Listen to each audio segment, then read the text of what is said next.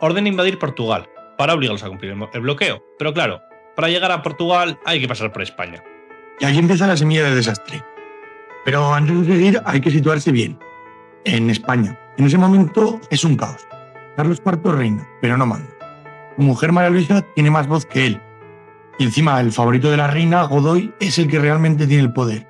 Y es odiado por medio país. Y entre tanto lío, el príncipe Fernando, el hijo de Carlos IV, termina conspirando contra su propio padre. Vamos, un culebrón.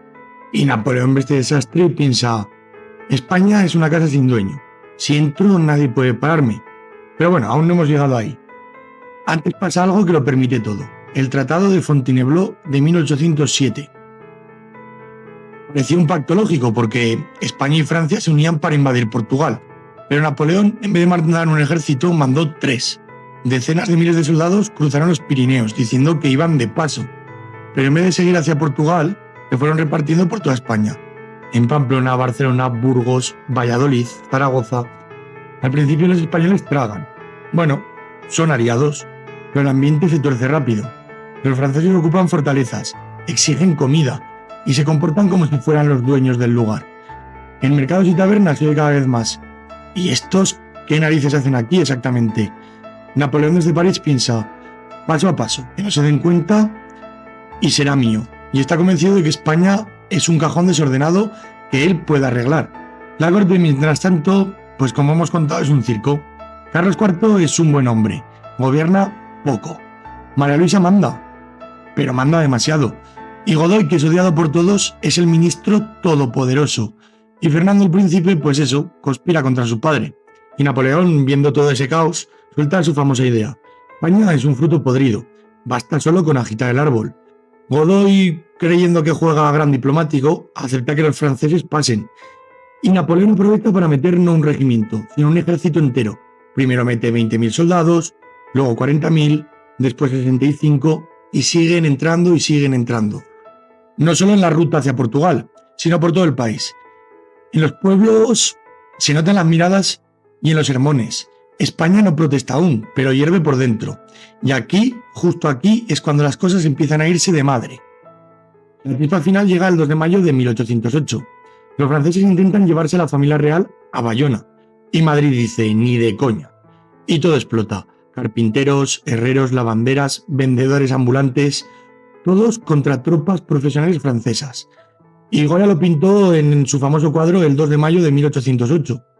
Pero ni él pudo captarlo todo. Murat ordena fusilar sin juicio. A los rebeldes tiro en la nuca, a los sospechosos tiro en el pecho. Años después, Napoleón escribiría desde Santa Elena una frase que dice así: se indignaron con la afrenta y se sublevaron ante nuestra fuerza corriendo a las armas. Los españoles en masa se condujeron como un hombre de honor y desde ese momento España entra en guerra. Pero ojo, no una guerra normal. Aquí no pelea solo un ejército, aquí pelea un país entero. Y entonces llega Bailén, julio de 1808. Nos encontramos en Andalucía. Un calor que te aplasta, aire espeso, moscas por todas partes. Los españoles en mangas de camisa, alpargatas rotas, muchos descalzos. Los franceses, uniformes perfectos, empapados en sudor. Castaños, que es el general del ejército español, reúne un ejército que sobre el papel parece una broma. Eran reclutas, voluntarios, campesinos enfadados y un puñado de veteranos. Pero tienen algo que no sale en los informes: rabia. Rabia por lo que pasó en Madrid, por los fusilamientos, por las humillaciones. Dupont llega agotado, sin agua, acosado por ataques constantes y se encuentra luchando en un territorio de olivos, lomas secas y caminos polvorientos y empedrados, donde el sol marcha tanto como sus balas. Sus hombres caen uno detrás de otro. Cuando él ve que está rodeado, sin salida y sin fuerzas, hace lo impensable: se rinde. Y se rinde ante españoles. Europa entera se queda con la boca abierta.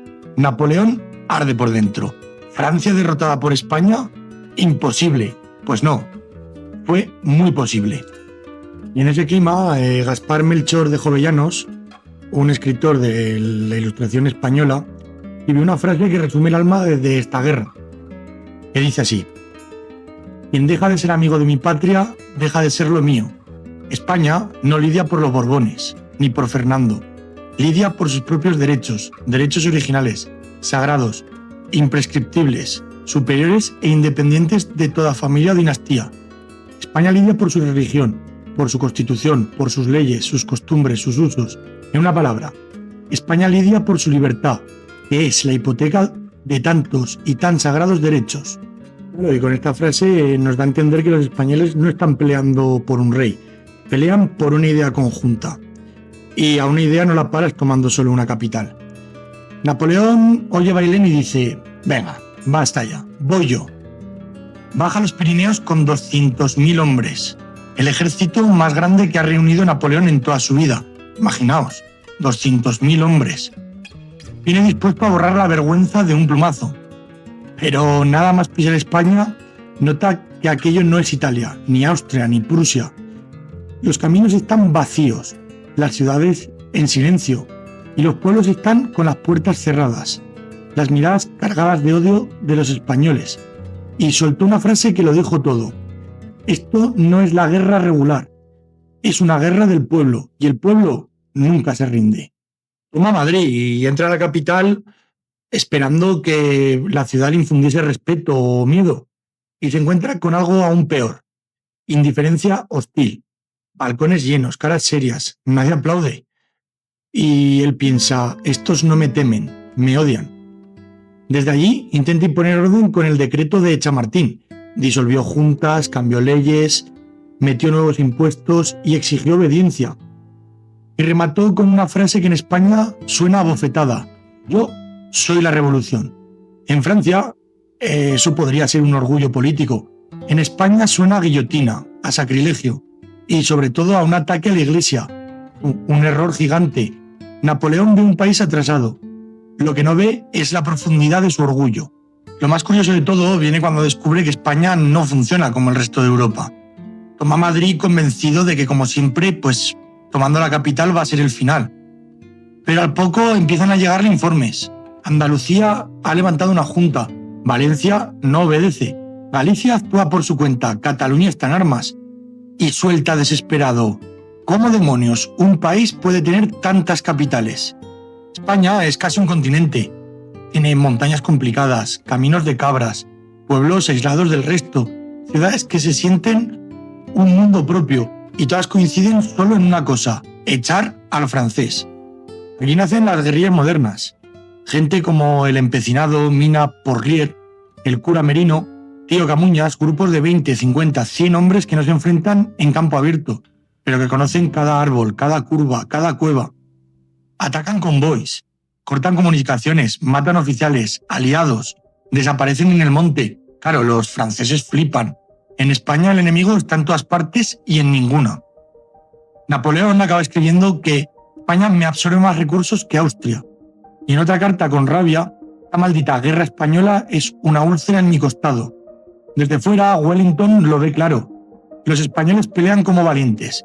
Si tuvieran un mando fuerte, serían invencibles. Y entonces llega a Zaragoza, 1808-1809. Es una ciudad antigua, de calles estrechas, iglesias por todas partes, murallas viejas, pero con una idea grabada a fuego: antes muertos que rendidos. Los franceses creen que será un objetivo fácil. Spoiler, no lo es. Zaragoza se convierte en una ratonera brutal. Barricadas con muebles, conventos fortificados, túneles entre las propias casas y mujeres cargando pólvora, curas con trabuco. Para que sepáis lo que es un trabuco, es una escopeta de aquellos años. Niños llevando agua y munición. Y aparece la heroína, Agustina de Aragón, cuando los artilleros caen en la puerta del Portillo. Por cierto, edificio que a día de hoy es un emblema de la ciudad de Zaragoza. Ella se acerca al cañón, lo carga y dispara contra los franceses. Los soldados imperiales se quedan pensando: ¿pero esta gente qué tiene en la cabeza? El primer sitio fracasa. El segundo es directamente apocalíptico. Bombas constantes, incendios, edificios derrumbados, calles que se toman y pierden 3 veces en un día. Los franceses avanzan metro a metro, planta a planta, habitación a habitación. El mariscal Lannes le escribe a Napoleón: jamás he visto encarnizamiento igual al que muestran nuestros enemigos. Las mujeres se dejan matar delante de la brecha. Es preciso organizar un asalto por cada casa. El sitio de Zaragoza no se parece en nada a nuestras anteriores guerras. Es una guerra que horroriza. ¡Qué guerra! ¡Qué hombres!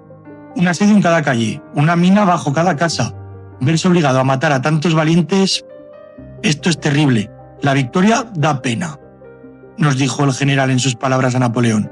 Décadas después, Mariano de Pano lo resumirá así: un canto al heroísmo con una palabra sobra.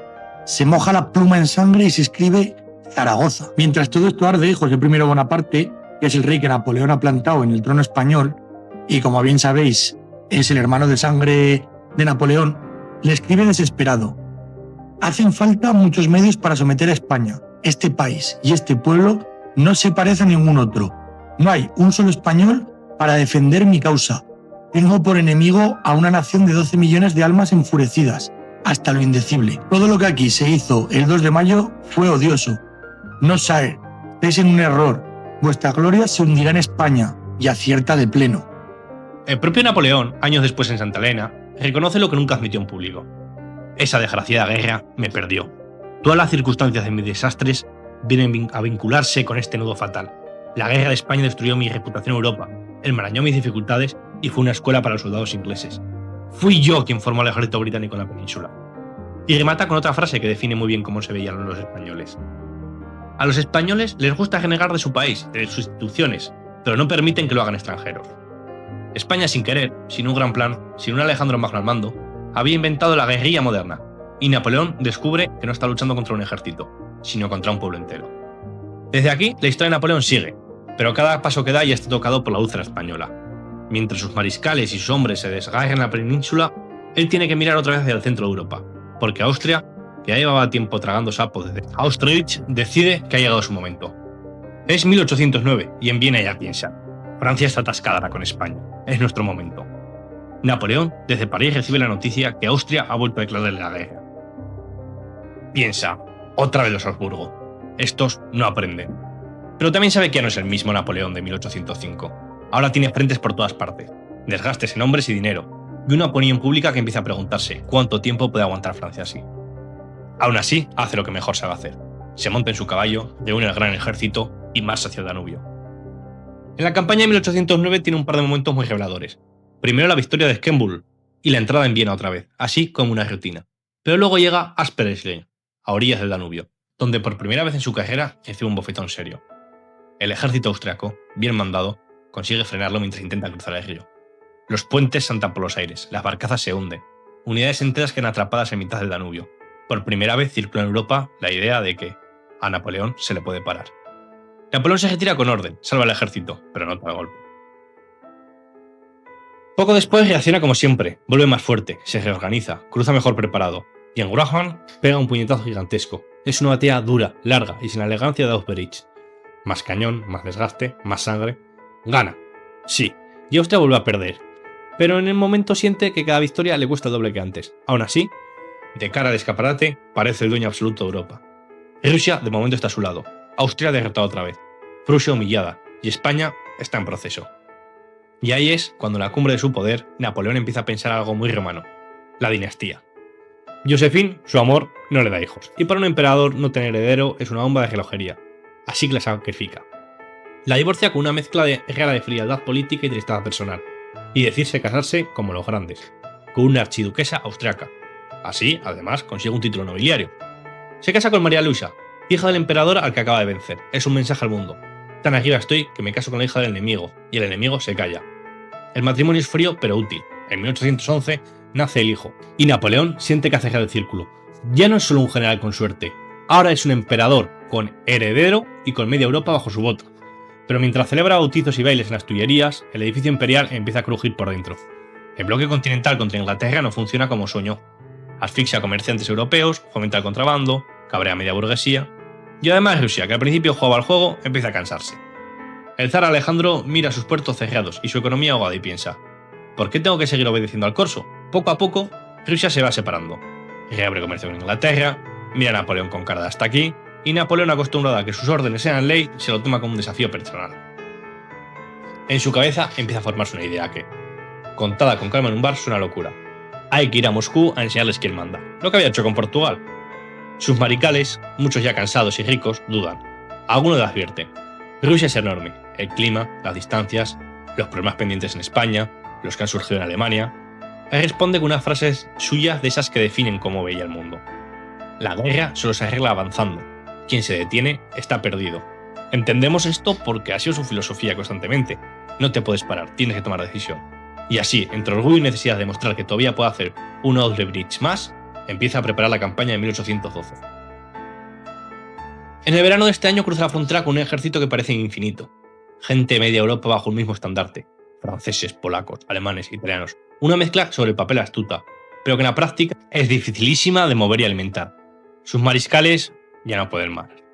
Le indican que es demasiado grande, que está demasiado lejos, que es un proyecto demasiado ambicioso, pero Napoleón sigue con su idea, y ya hemos visto que cabezón es muy rápido. Quiere entrar rápido, golpear fuerte, tomar Moscú y firmar la paz, y ya volver a París como si no hubiera pasado nada. Pero Rusia no va a jugar a esto. Cada vez que Napoleón intenta forzar una batalla, los rusos retroceden. No le plantan cara. No se quedan quietos. Se van, queman los cultivos, vacían el pueblo y dejan un desierto tras de sí. Esto, en las estepas europeas llenas de frío, deja al ejército sin recursos, y Napoleón no lo está entendiendo. Él está acostumbrado a que el enemigo se plantee delante, derrotarles y aprovechar sus víveres para resistir, pero aquí el enemigo se diluye, y él, mientras avanza, va perdiendo su ejército poco a poco sin apenas combatir. Cuando por fin los rusos deciden luchar, lo hacen en Borodino. Una batalla brutal, un choque frontal durante horas. Los franceses ganan, sí, pero salen tan destrozados, primero por la travesía y luego por la batalla, que la victoria casi se va a derrota. Aún así, siguen hasta Moscú, esperando la escena de siempre. Ciudad rendida, emisarios del zar, paz. Pero cuando llegan a Moscú, está vacía, silencio. Ni celebración ni resistencia, solo una ciudad fantasma. Y al poco, incendios por todas partes. Media Moscú está ardiendo. La han quemado los propios rusos para que Napoleón no pueda usarla. Ahí sí lo entiende. Esta guerra no se parece a ninguna otra. Espera al zar una semana, 2, 3, no hay respuesta. Y cuando por fin decide retirarse, cae el invierno. Y no un invierno suave, un invierno ruso de manual. Hombres congelados de pie, caballos rígidos como piedra, caminos borrados por la nieve, columnas que se deshacen sin ver casi al enemigo. De vez en cuando aparecen cosacos, rápidos, pegando golpes y desapareciendo en la ventisca. La retirada es un castigo bíblico. Los soldados avanzan sin botas, sin comida, sin caballos, sin fuerzas.